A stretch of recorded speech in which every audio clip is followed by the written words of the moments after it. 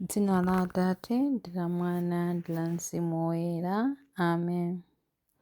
Ambuye tsekulani milomo yanga, ndipo ndidzatamanda dzina lanu.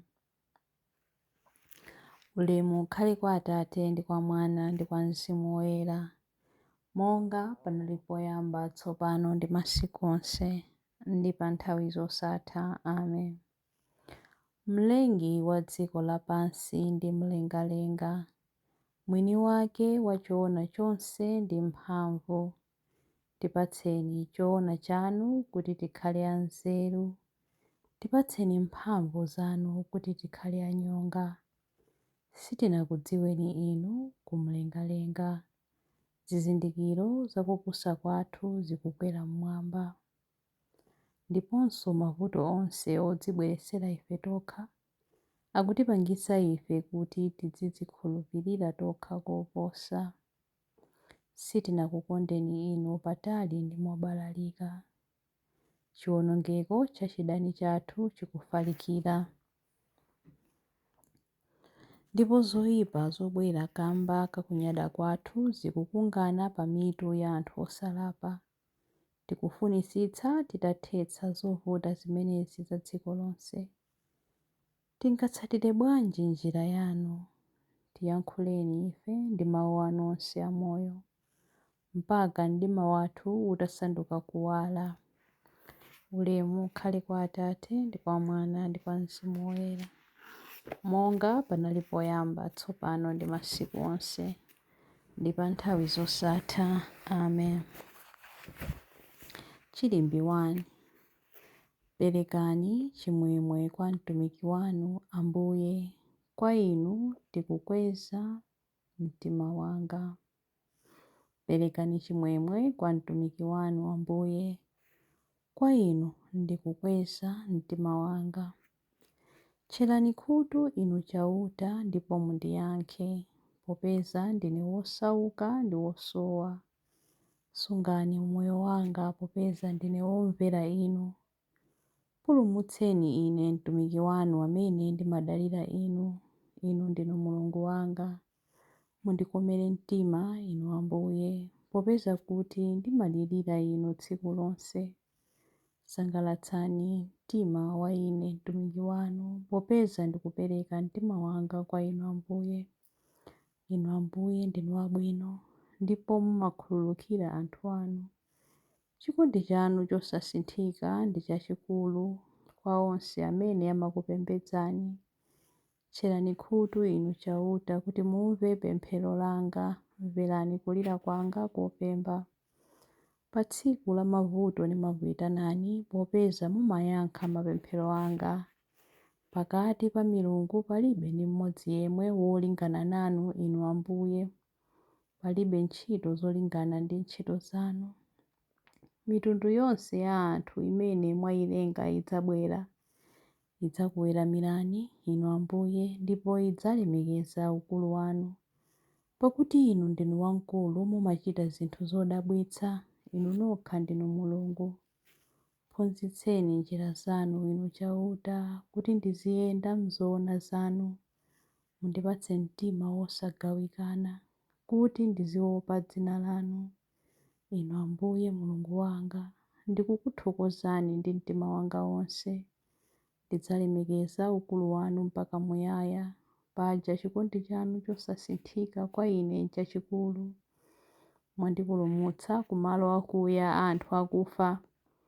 Inu Mulungu, anthu achipongwe andiwukira, anthu opanda chifundo akufunafuna moyo wanga ndipo sasamala za inu. Koma inu Mulungu Ambuye ndinu Mulungu wachifundo. Ndinu Mulungu wokoma mtima, wosakwiya msanga, wodzaza ndi chikondi chosasinthika, ndi wokhulupirika kotheratu. Mundiyang'ane ndipo mundichitire chifundo. Mundipatse mphamvu zanu ine mtumiki wanu. Mundipulumutse ine mwana wa mzakazi wanu. Mundionetse chizindikiro chakuti mumandikomera mtima, kuti wodana nane achite manyazi. Adzaona kuti inu chauta mwandithandiza ndi kundilimbitsa mtima. Ulemu ukhale kwa Atate ndi kwa Mwana ndi kwa Mzimu Woyera, monga panali poyamba, tsopano ndi masiku onse, ndi pa nthawi zosatha. Amen. Perekani chimwemwe kwa mtumiki wanu. Ambuye, kwa inu ndikukweza mtima wanga. Chilimbe 2. Ngodala munthu wolungama ndi wolankhula zoona. Inu amene muli kutali, imvani zimene ndachita. Inu amene muli pafupi, dziwani mphamvu zanga. Mzinda wa Ziyoni anthu ochimwa agwidwa ndi mantha. Anthu osasamala za Mulungu akunjenjemera. Ndani mwa ife angathe kupirira moto wowonongawo? Ndani mwa ife angathe kukhalamo moto wosatha? Angathe kutero ndi amene amachita zolungama ndi kulankhula zoona, amene amakana phindu lolipeza monyenga, amene amakutumula manja ake kuti agwire chiphuphu, amene amatseka makutu kuti angamve mawu opangana zakupha anzawo, amene amatsinzina kuti angaone zoyipa. Munthu wotere adzakhala pamalo otetezedwa, kothawirako iye kudzakhala kumalinga amumatanthwe. Chakudya azidzalandira ndipo madzi sadzamsowa. Ulemu ukhale kwa Atate ndi kwa Mwana ndi kwa Mzimu Woyera, monga panali poyamba, tsopano ndi masiku onse, ndi pa nthawi zosatha. Amen. Ngodala munthu wolungama ndi wolankhula zoona. Chilimbe 3. Tiyeni tisangalale ndi chimwemwe pamaso pa Ambuye athu ndiponso mfumu yathu. Imbirani chauta nyimbo yatsopano, popeza kuti wachita zodabwitsa. Dzanja lake lamanja ndi mkono wake woyera zampambanitsa. Chauta waonetsa kuti iye wapambana pa nkhondo. Waulula pamaso pa anthu a mitundu yonse kuti iye ndi wolungama. Wakumbukira chikondi chake chosasinthika ndi kukhulupirika kwake pa fuko la Israeli. Anthu akumathero a dziko lonse lapansi aona chipulumutso cha Mulungu wathu. Fuwulirani chauta ndi chimwemwe, inu dziko lonse lapansi. Muyimbireni mokondwa nyimbo zotamanda. Imbani nyimbo zoyamika chauta ndi pangwe. Lizani pangwe ndi nyimbo zokoma. Imbirani chauta mfumu. Imbani moyimbika ndi malipenga ndi mbetete. Nyanja ikokome pamodzi ndi zonse za m'menemo. Dziko lifuwule pamodzi ndi anthu onse a m'menemo. Mitsinje iwombe m'manja. Mapiri ayimbe pamodzi mwachimwemwe. Pamene chauta akufika, popeza kuti akubwera kudzaweruza dziko lapansi, adzaweruza dziko lonse mwachilungamo, adzaweruza mitundu yonse mosakondera. Ulemu ukhale kwa Atate ndi kwa Mwana ndi kwa Mzimu Woyera, monga panali poyamba, tsopano ndi masiku onse, ndi pa nthawi zosatha. Amen. Tiyeni tisangalale ndi chimwemwe pamaso pa Ambuye athu ndiponso mfumu yathu.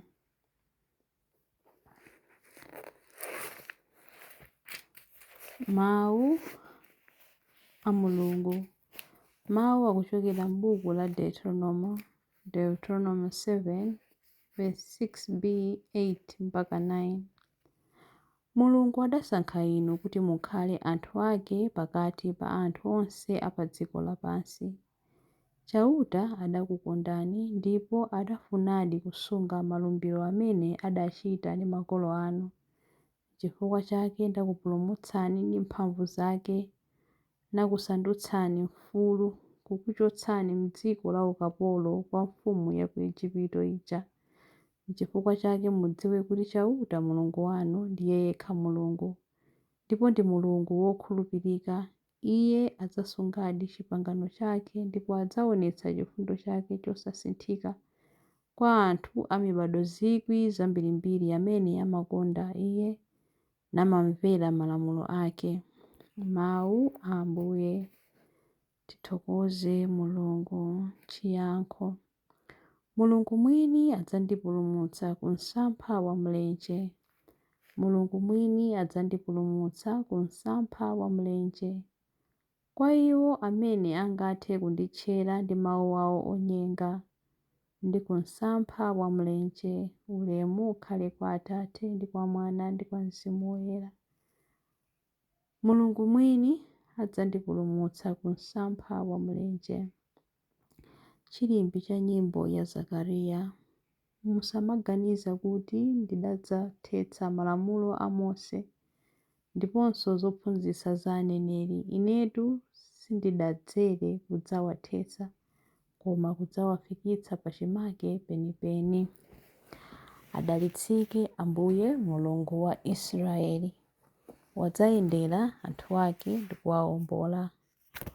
Watiukitsira ife mpulumutsi wamphamvu, nyumba ya Davide mtumiki wake, monga adalonjezera ndi milomo ya anthu oyera, iwo amene adali aneneri pa nthawi yakale.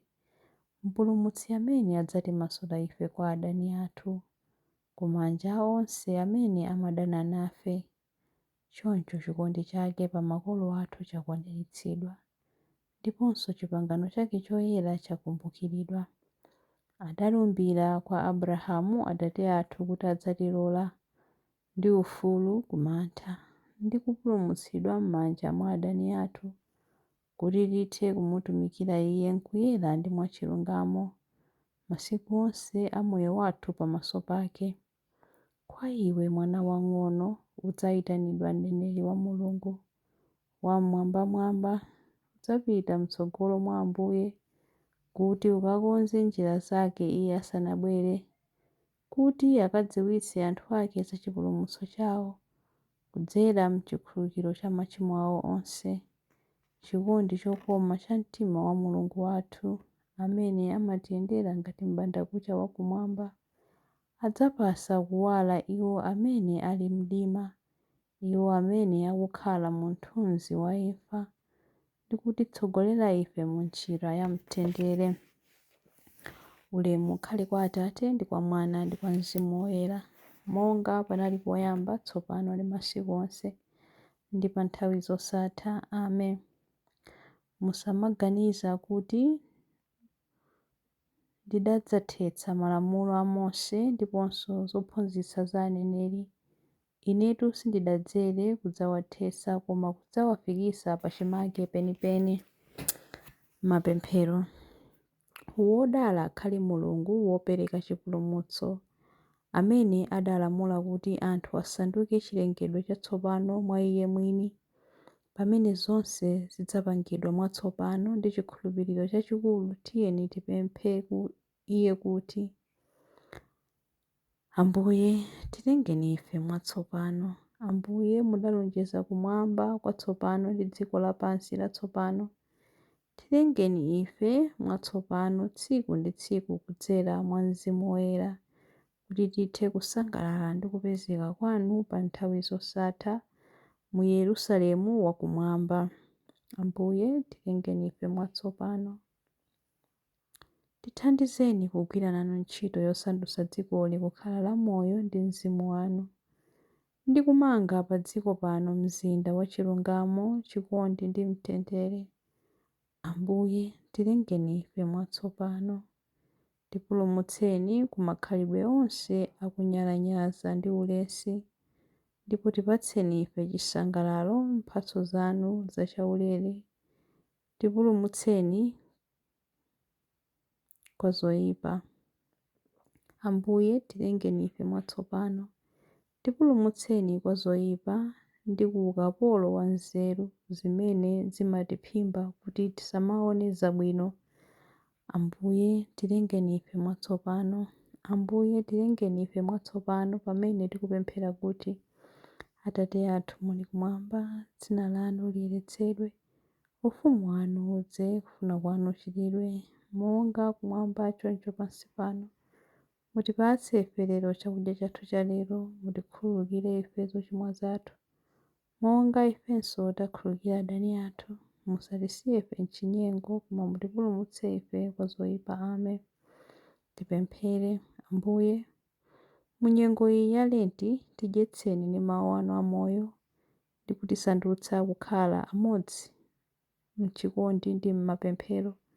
Tikupempha izi kudzera mwa Ambuye athu Yesu Khristu mwana wanu, amene ali ndi moyo ndi ufumu limodzi nanu ndi Mzimu Woyera, Mulungu tsopano ndi pa nthawi zosatha.